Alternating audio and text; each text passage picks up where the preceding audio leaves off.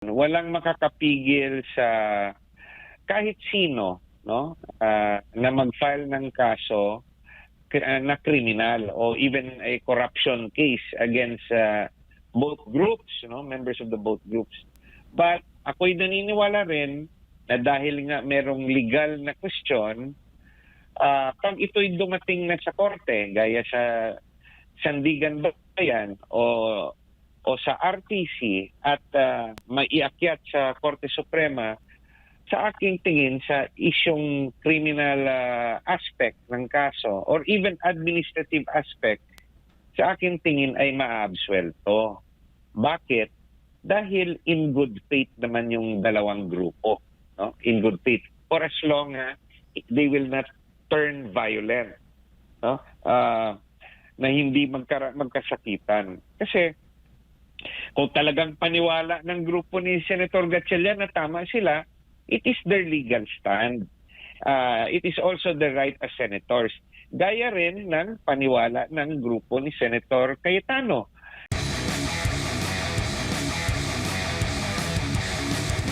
Opo. Attorney, unahin ko lang itong nangyayari dito sa Senado. Anong tingin po ninyo bilang isang abogado?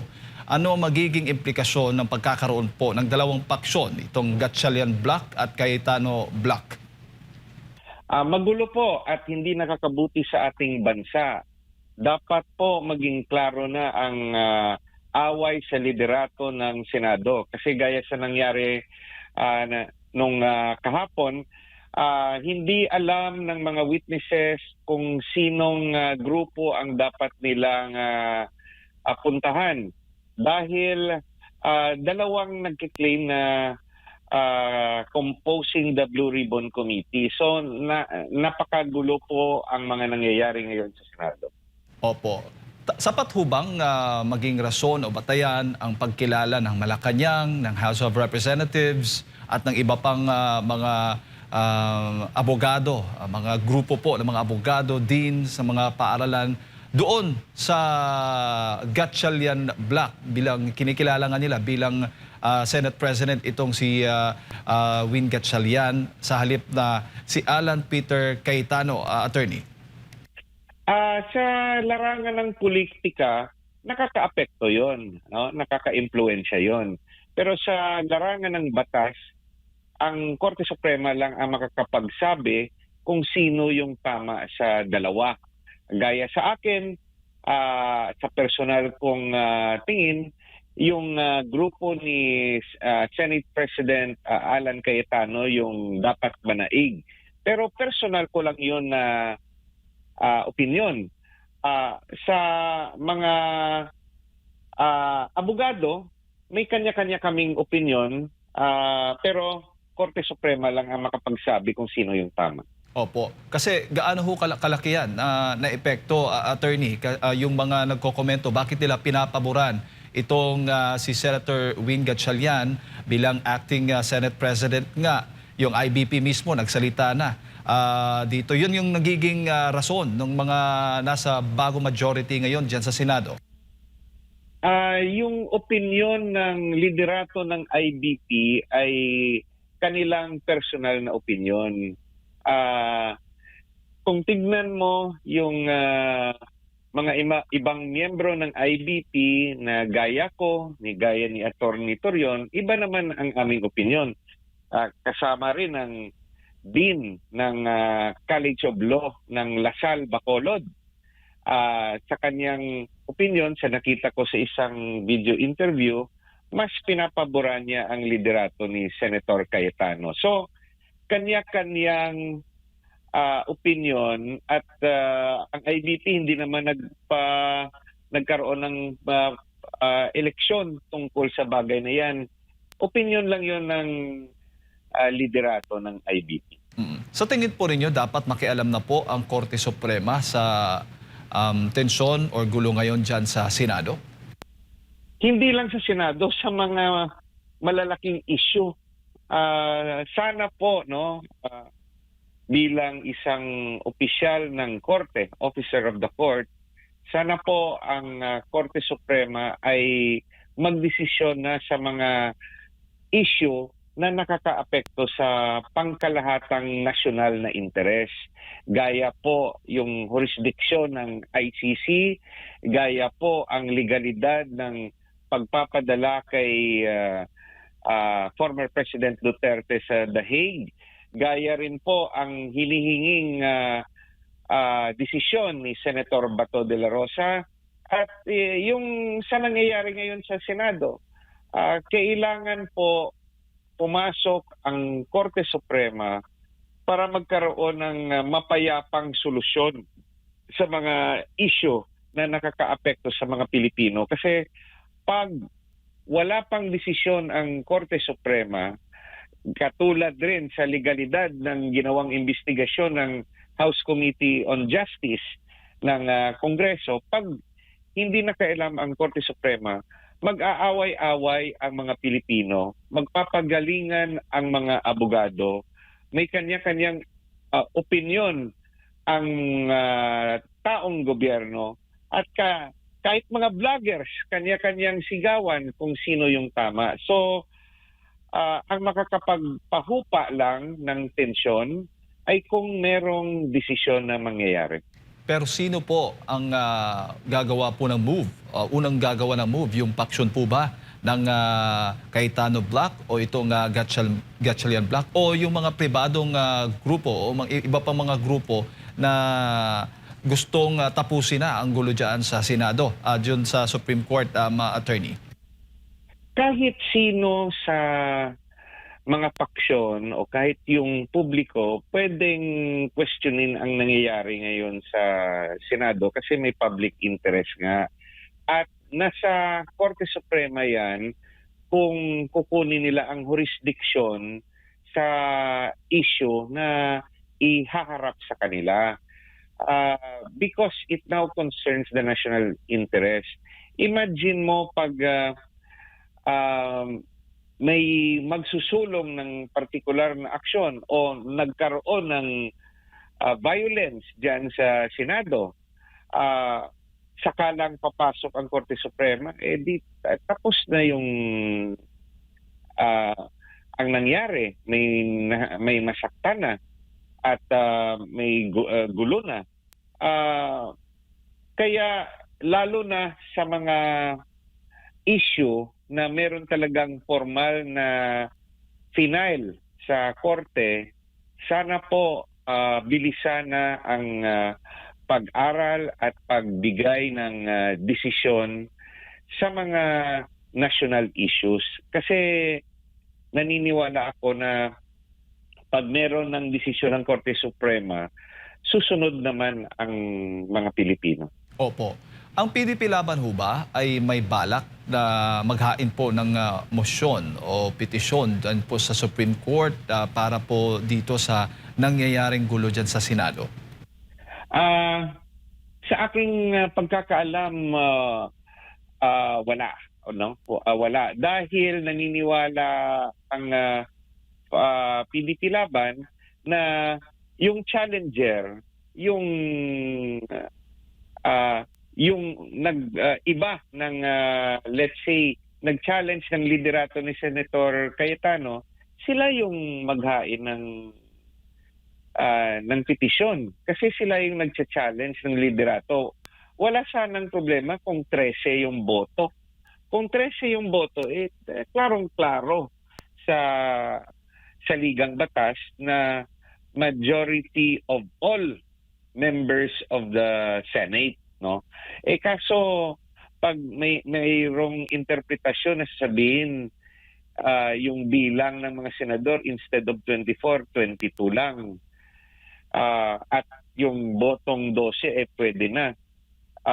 Ano yun? Nasa labas ng konstitusyon yon at kung ano man na yung kanilang justification at kahit may sinite sila na Supreme Court decision na nakabase sa lumang konstitusyon, sila yung challenger. Sila dapat ang maghain ng kaso para questionin ang liderato ni Senator Cayetano.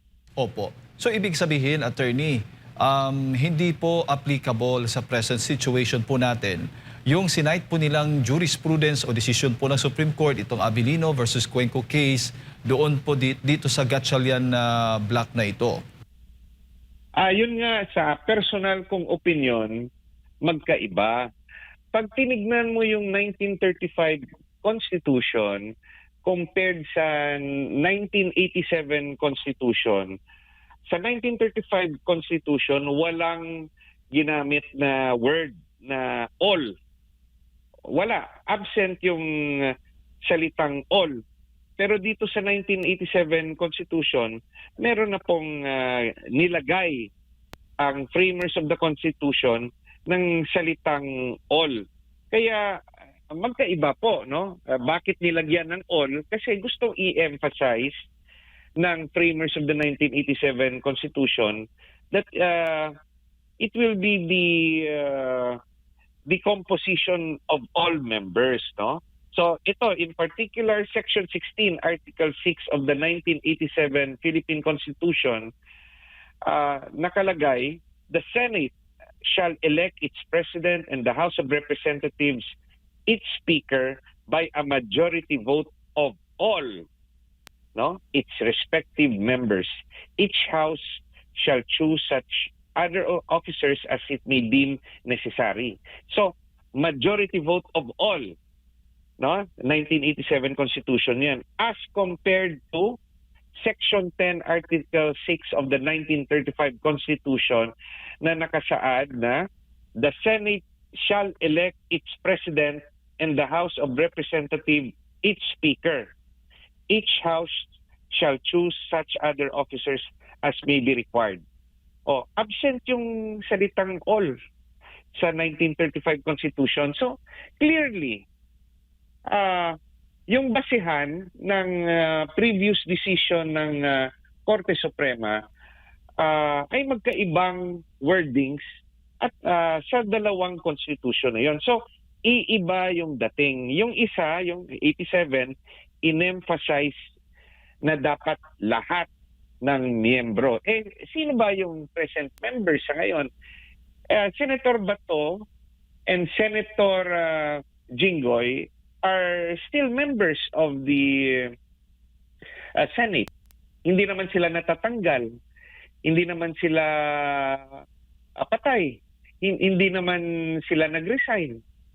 So they're still members of the Senate. They should be counted. Even if, let's say yung argument, hindi sila makakaboto kasi si Senator Bato cannot be found, no? While si Senator Jinggoy nakakulong. But it does not mean na hindi na sila senador. There must be a process done kung sa tingin nila ng 2/3 ng mga senador na may kasalanan si Senator Bato at Senator Jinggoy, di alisin nila through an ethics complaint, and it would need 2/3 votes also. But until such action becomes final, the two of them are still senators of the Republic, whether we like them or not. Opo. Yung mga supporters po ng mga Duterte, particular na po ng Vice Presidente, ay nababahala dahil possible na magamit po itong tinatawag na voting formula ng Gatchalian Block, attorney, sa impeachment issue naman. Naisip ko rin yun, no? Pag hinayaan ng ibang senador at i-recognize yung pagbilang ng grupo ni Senator Gatchalian sa number of senators required, anong makakapigil sa kanila sa impeachment court later on na sasabihin nila, for example, hindi makaboto si Senator Bato, hindi makaboto si Senator Jinggoy, hindi makaboto si Senator Bongo dahil kukunin ng ICC, hindi makaboto si Senator Escudero dahil huhulihin, hindi makaboto si Senator Villanueva dahil huhulihin, hindi makaboto si Senator Mark Villar dahil huhulihin, ubos yung mga senador na kilalang kaalyado ni Senator Alan Cayetano dahil may mga kaso sila, no? Whether sa ICC o sa lokal na korte. So, makakaapekto yan sa bilangan ng 2/3 votes para sa impeachment court. Mm-mm. So that's why it is an issue, a very important issue that can only be answered by the Supreme Court. At kung sa paniwala ni na Senator Gatchalian na tama yung kanilang interpretasyon, di sila yung maghain ng challenge sa Korte Suprema kasi sila yung naiiba sa logical and plain and clear, no, definition ng what is a majority vote required for the election of a Senate President and the majority votes required for an impeachment na nakasaad sa Constitution. So, sila yung exception to the rule, yung opinion ni na Senator Gatchalian, kaya sila yung dapat maghain ng question sa Korte Suprema.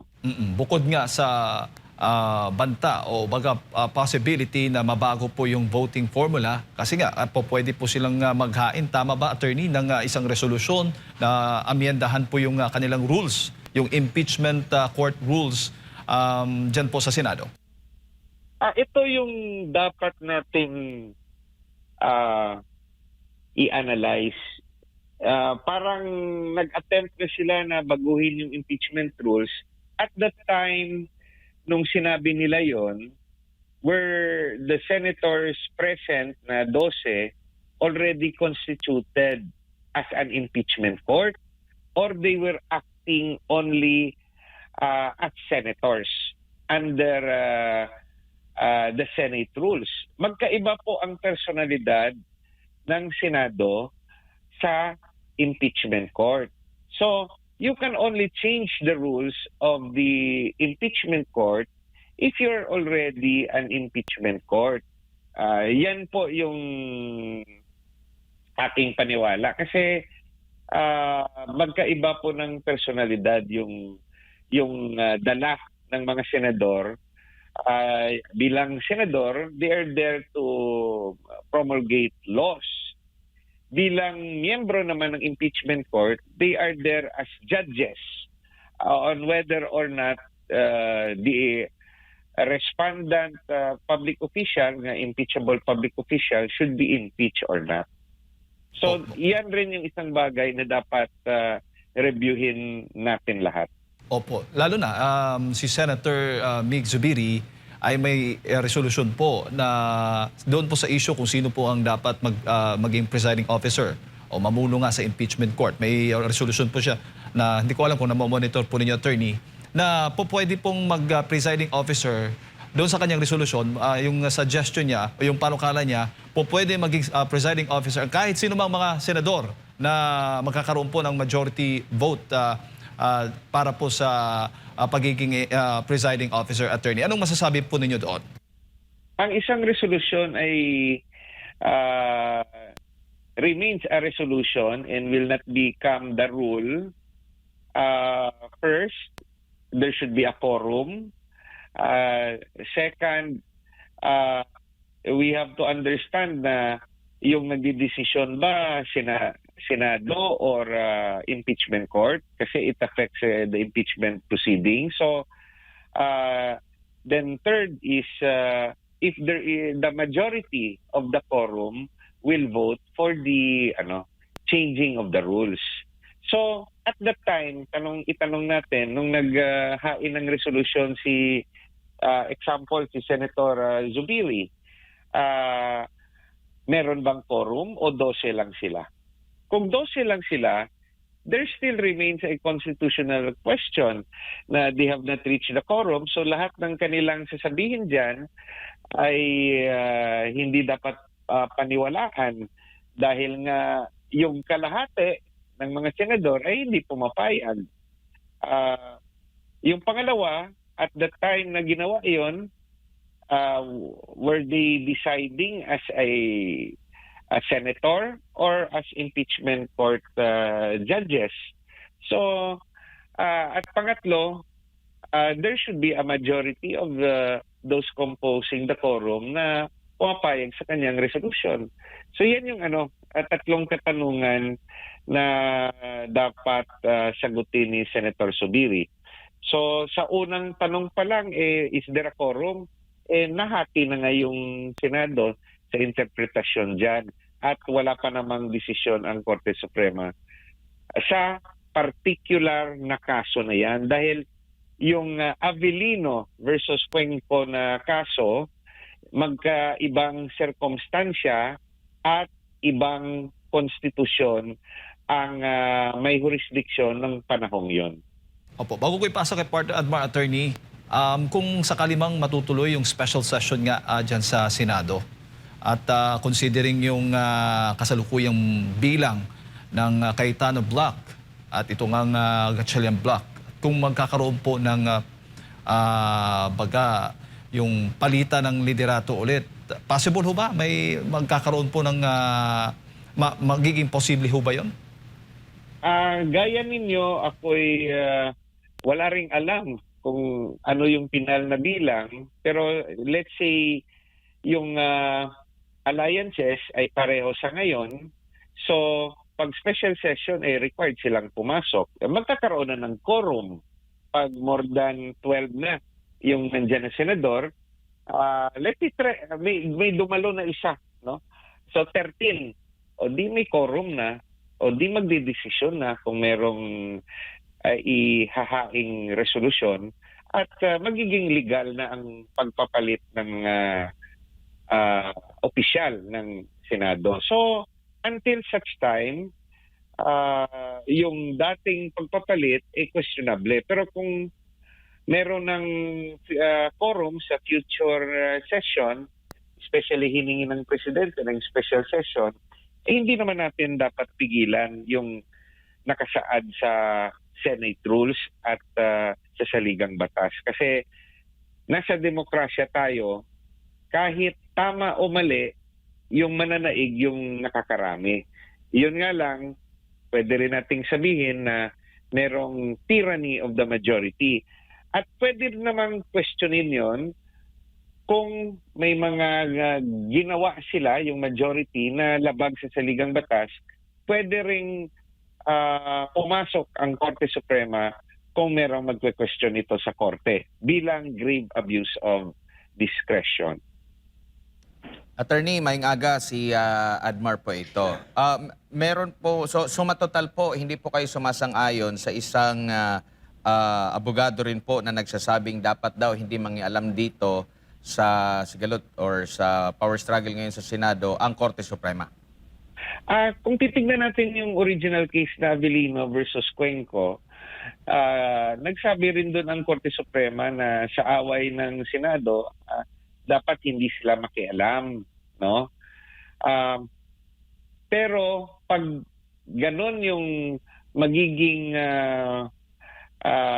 desisyon ng Korte Suprema, kung sa kaso na kinakaharap natin ngayon, magkakaroon ng political instability.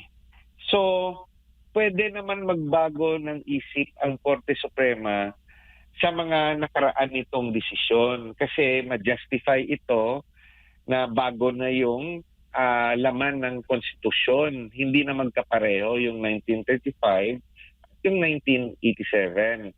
At bago rin yung komposisyon ng mga justices. So, the justices can always change their mind based on the present composition of the Supreme Court. Walang sitwasyon na exactly magkapareho sa nakaraan. Sa aking personal na opinion, dapat makialam ang Korte Suprema sa bagay na nakakaapekto sa stabilidad ng politika sa ating bansa. Kasi pag hindi sila makialam, patuloy yung away, patuloy yung pagmamagalingan ng mga different factions. And that's not what the country needs. Kasi kasama naman sa trabaho ng Supreme Court na makialam kung sa tingin nila yung isang issue ay merong nakaapektong abuso galing sa mga opisyal ng gobyerno. Opo, kamakailan lang po, meron na pong lumapit no, na isang high school teacher sa Korte Suprema at para sa kanya, nais niya na ideklara na naayon sa konstitusyon o legal ito nga pong pagkakabuo ng paksyon ni Senator Win Gatchalian. Batay po ba sa karanasan po, attorney, dito sa mga ganitong kaso, maaari bang maging mas malawak yung magiging desisyon ng Korte Suprema ukol nga po dito sa mga isyong kinakaharap ngayon, attorney, or magbabase lang siya doon sa prayer mismo ng petitioner? Magbabase siya sa facts of the case at sa isyong inahaharap sa kanya.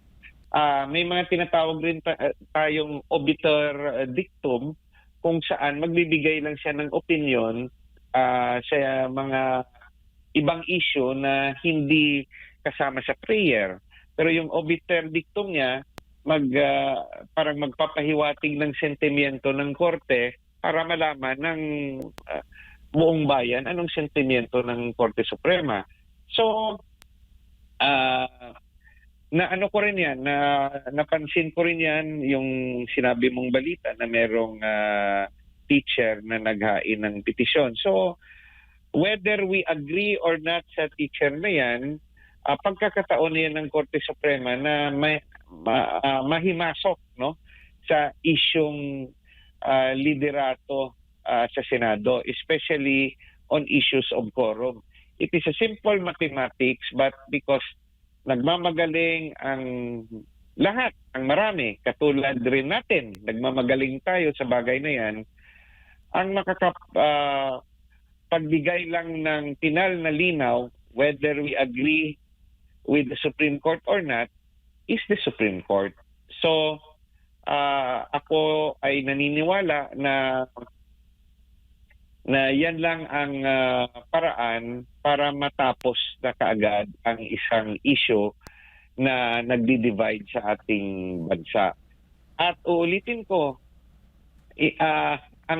isang issue na nagdi-divide sa bansa natin yung application ng ICC warrant. So just imagine, hinahanap ngayon si Senator Bato, what if magkaroon ng encounter? What if may masamang nangyari kay Senator Bato? What if may masamang nangyari rin sa mga arresting officers? Di ba pwede itong iwasan kung magdesisyon ang Korte Suprema? Yan yung sinasabi kong on national issues na which divides the nation, sana mag-referee na ang ating Supreme Court.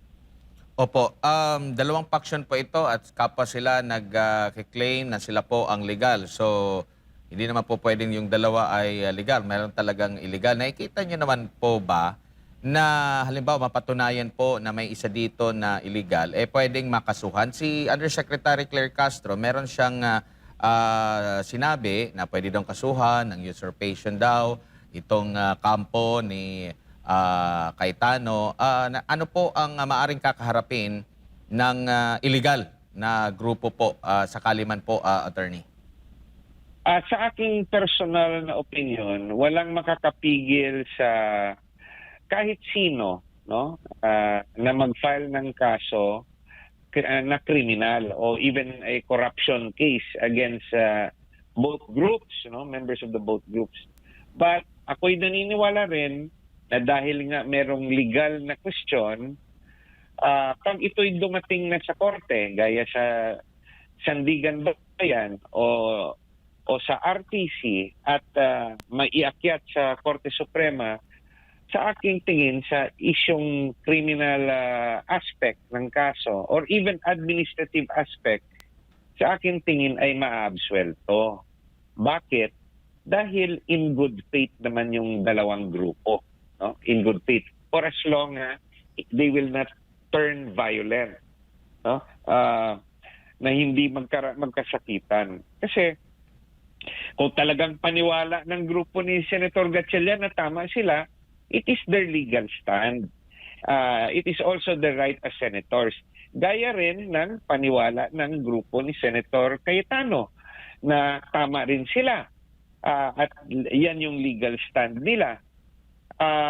Yung magiging problema is kung magkaroon ng desisyon ang Korte Suprema na pinal at hindi pa rin makinig ang natalong grupo. Pag nangyari yon, they will now be right, no, for a conviction na talagang may ginawa silang criminal o administratively liable sila kasi mawawala yung good faith na tinatawag. But as of now, walang makakapigil sa any complainant to file a case against both factions or against each other at the level of the ombudsman na hindi naman conviction yung ebidensyang hinahanap, baka magdesisyon yung ombudsman base sa kakampihan nitong opinyon. Lalo na yung wala pang desisyon ng Korte Suprema at opinion rin ng ombudsman yung kanyang iniisip. But for the purpose of convicting them, I believe na hindi yan uubra sa huli. At Pero, they will get acquitted. Pero attorney, nakikita nyo po ba na tama yung ginawa ng Malacanang na may pinanigan na agad sa kabila po ng meron pang debate talaga doon sa proseso po dito? Lagi pa naman nilang sinasabi na wala daw kumbaga may separation na dyan. Pero dito sa kanilang pahayag na parang pinapanigan at kinikilala nila itong kay vocal sila na sinasabing kinikilala nila itong kay Gatchalian na paksyon. Nakikita nyo po ba na tama yon or naging neutral na lang dito ang Malacanang? Nasa larangan tayo ng politika, siyempre kampihan yan, no? Kahit kung baliktarin man natin ang sitwasyon nung panahon ni former President Duterte, kung merong away rin sa Congress, sa House at sa Senate, ang presidente pwedeng kumampi sa isang faksyon. So, nasa larangan tayo ng politika So, expected yan na may kakampihan sila na kanilang sa tingin natin ay kakampi nila, no? But the thing that will give political stability ay ang ating Korte Suprema. Yun yung ini-emphasize ko. So, understandable if let's say yung nasa Malacanang ay kakampi niya yung Senator Cayetano, expected they will also give that opinion dahil nasa politika tayo. Opo, lagi nilang sinasabi, huli na lang po, lagi nilang sinasabi na dapat daw bilisan, i-priority itong impeachment po laban kay Vice President Sara Duterte. Do you think mas lalong magpapabagal ito dahil kapwa nag-claim na sila po yung lehitimong impeachment court, attorney? Sa tingin ko matatapos rin ito once the special session is held, na mapipilitan lahat ng senador na papasok. So, yung intention na hindi voluntaryong bumitaw yung grupo ni na Senator Cayetano at sinasabi nila na sundin lang ang rules ay dahil gusto lang nila na magkaroon ng umpisa yung Blue Ribbon Committee meeting, no, na mailabas yung matagal ng inaantay na mga testimonya ng witnesses kasama na yung 18 soldiers, no, na bodyguards ni Saldico. So, nangyari na yun, whether or not maitutuloy ang investigasyon under sa liderato ni Senator Cayetano or itutuloy rin ng yung Blue Ribbon Committee sa liderato ni Senator Gatchalian, malalaman natin sa mga darating na araw. Pero sa tingin ko hindi na to magtatagal. There will be a forum and there will be a votation. Unless magkaroon ng mga lipatan, no, ng grupo. For now, it is what it is, but hindi forever na mag-a-absent yung dalawang paksyon pag may meeting yung isa. Especially may special session na hiningi yung presidente. Alright. Attorney, siguro yung huling mensahe para sa lahat ng ating mga kababayan na nanonood po at nakikinig sa mga oras na ito. Lahat po nangyayari ngayon sa ating bansa ay nagpapakita na yung demokrasya ay nagpa-function,